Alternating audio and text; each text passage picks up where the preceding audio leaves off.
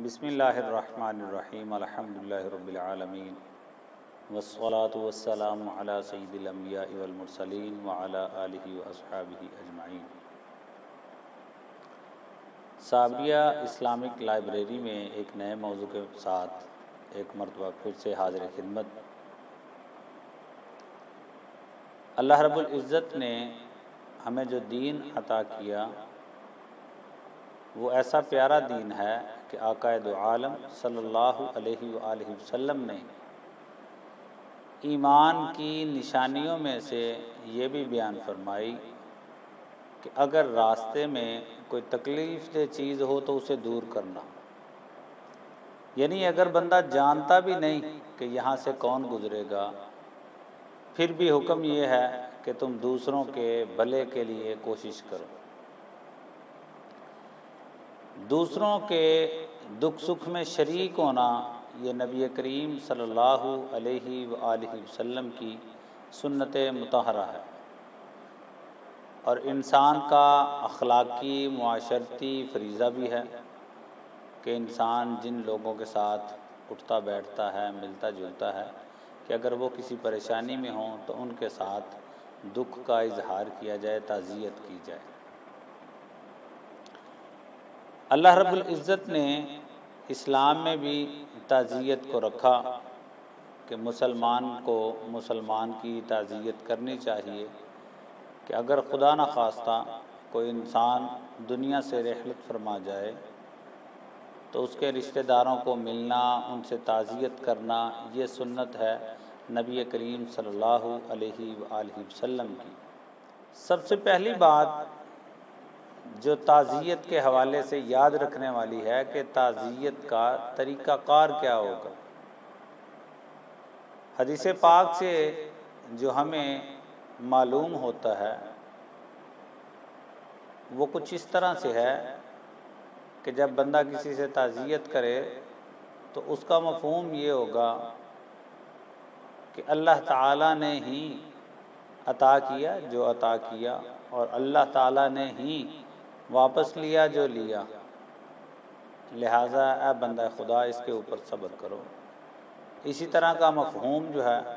قرآن پاک کی آیہ مقدسہ سے بھی حاصل ہوتا ہے۔ فرمایا الذین اذا اصابتہم مصیبہ قالوا انا للہ وانا الیہ راجعون،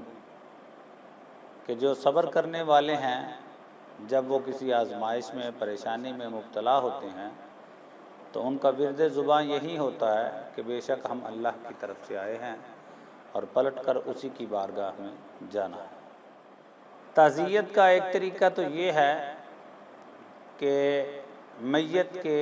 اہل خانہ سے دکھ کا اظہار کیا جائے، ان سے ہمدردی کا مظاہرہ کیا جائے،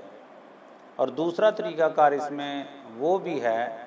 جو نبی کریم صلی اللہ علیہ وآلہ وسلم نے حضرت جعفر طیار رضی اللہ تعالی عنہ کی شہادت کے بعد آپ کے گھر والوں کے ساتھ اپنایا کہ اہل خانہ کے لیے کھانے کا اہتمام کروایا۔ فرمایا ان کے اوپر وہ مصیبت آئی کہ جس نے انہیں کھانے پینے سے بے نیاز کر دیا۔ ہمارے یہاں کے عرف میں یہ بات مشہور ہے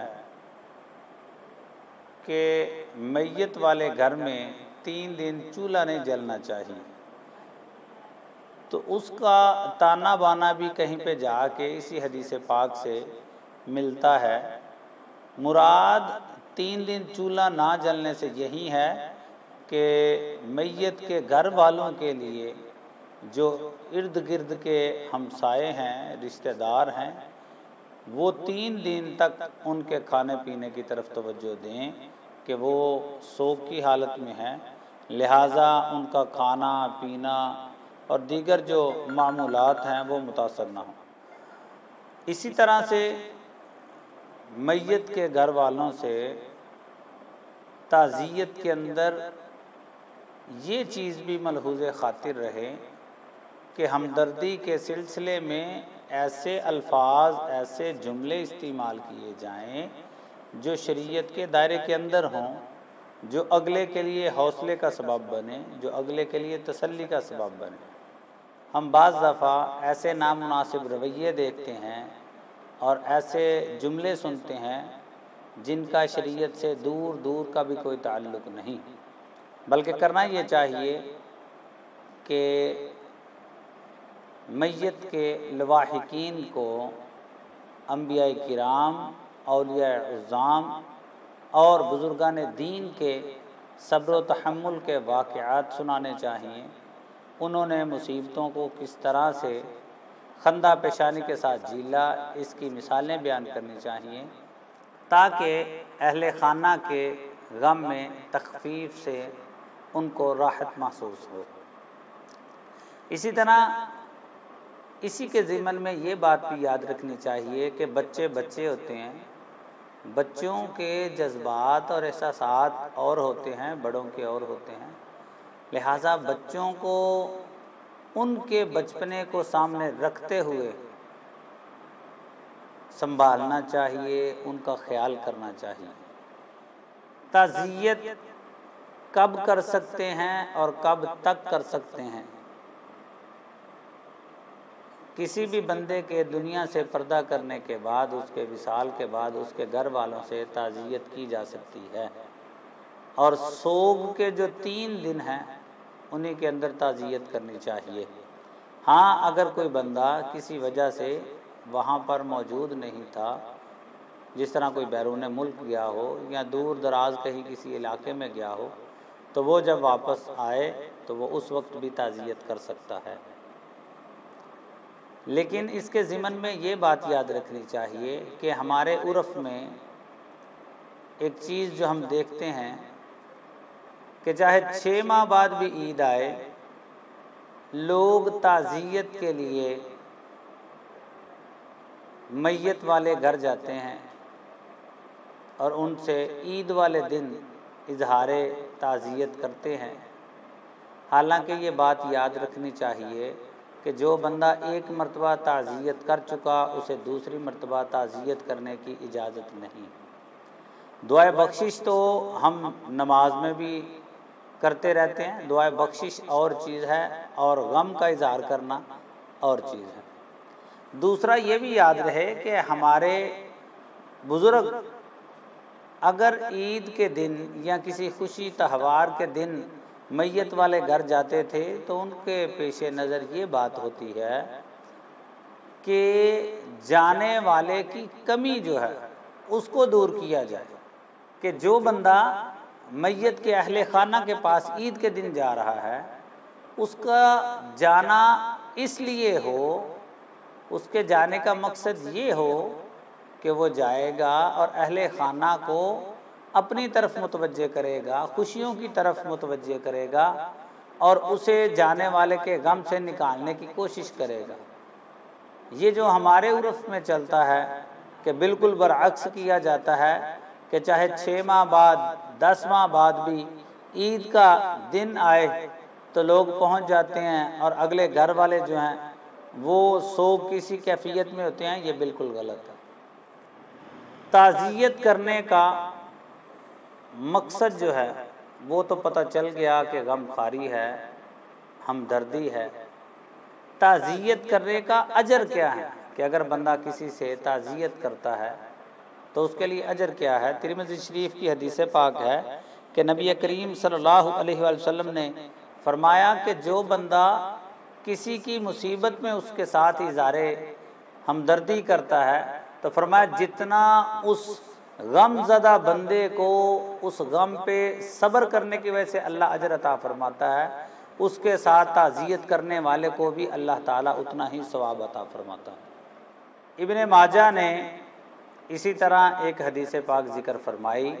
کہ جو کوئی مومن کسی کے ساتھ تعزیت کرتا ہے تو اللہ رب العزت قیامت کے دن اسے ایسا عزت والا لباس عطا فرمائے گا جس کی مثل دنیا میں سوچنا بھی ممکن نہیں۔ لہٰذا پتہ یہ چلا کہ تعزیت کرنا دنیاوی اور اخروی فوائد کا مجموعہ ہے۔ ہمیں دوسرے احباب کے ساتھ تعزیت کرنے میں جہاں تک ممکن ہو پیش ہونا چاہیے، ان کے درد میں شریک ہو کے ان کے درد میں تخفیف کا سبب بننا چاہیے۔ اور جس طرح سے توجہ بھی دلائی کہ تعزیت کا مقصد اگلے کے غم کو کم کرنا، اس کے بوجھل دل و دماغ کو پرسکون کرنا ہے، لہٰذا تعزیت کرتے وقت ایسے الفاظ، ایسے انداز کہ جس کی وجہ سے اہل خانہ اور پریشان ہو جائیں، مصیبت میں مبتلا ہو جائیں، ایسے انداز اپنانے روا نہیں، ایسے اقوال، ایسی گفتگو کرنے کی اجازت نہیں ہے۔ جیسا کہ توجہ دلائی ہے کہ تعزیت کا مطلب اگلے کے ساتھ اظہار ہمدردی کرنا ہے، یہاں پر یہ بات یاد رہے کہ تعزیت اور چیز ہے اور دعائے بخشش اور چیز ہے۔ ہمارے ہاں عرف میں جو ہم دیکھتے ہیں کہ 3 دن جو سوگ کے ہوتے ہیں، وہاں پر کئی ایسی چیزیں ہیں کہ جو شریعت کی طرف سے پابندی نہیں ہے، لیکن لوگوں نے اپنے اوپر پابندی لگا رکھی ہے عادتاً۔ مثلاً ایک چیز تو یہ کہ اگر اہل خانہ کا کوئی کام اس طرح کا ہے کہ جو عوام کے ساتھ تعلق والا ہے، مثال کے طور پر جنرل سٹور وغیرہ ہے، تو وہ بیچارہ 3 دن تک جنرل سٹور نہیں کھول سکتا، حالانکہ شریعت نے اس طرح کی کوئی پابندی نہیں لگائی، بلکہ اگر وہ بندہ اس نیت سے سٹور کھولتا ہے کہ اس کے ذہن میں یہ ہو کہ یار کئی ایسے غریب اور نادار لوگ بھی ہیں کہ جن کے کھاتے میرے پاس چلتے ہیں، تو میرے سوا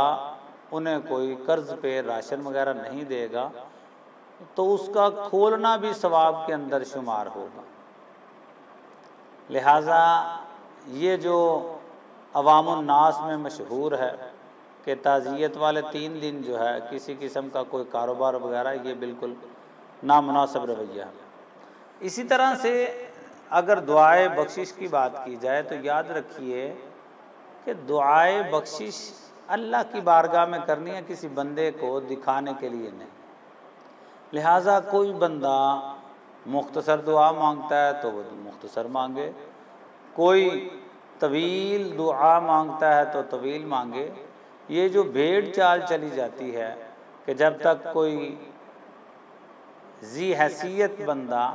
یا کوئی مذہبی آدمی دعا کو اختتام تک نہیں لے جائے گا، منہ پہ ہاتھ نہیں پھیرے گا، تب تک دیگر احباب بھی ہاتھ اٹھائے رکھیں گے، یہ بھی نامناسب سی بات ہے۔ اگر اجتماعی دعا ہے پھر تو ظاہری بات ہے کہ امام کے ساتھ دعائے خیر کی جائے گی، لیکن اگر انفرادی طور پر ہر کوئی بندہ اپنے طور پر دعا مانگ رہا ہے تو جو دعا کو مکمل کر چکا تو اسے چاہیے کہ وہ منہ کے اوپر ہاتھ پھیر کر اپنی دعا کو تکمیل تک پہنچائے۔ وآخر دعوایا ان الحمدللہ رب العالمین۔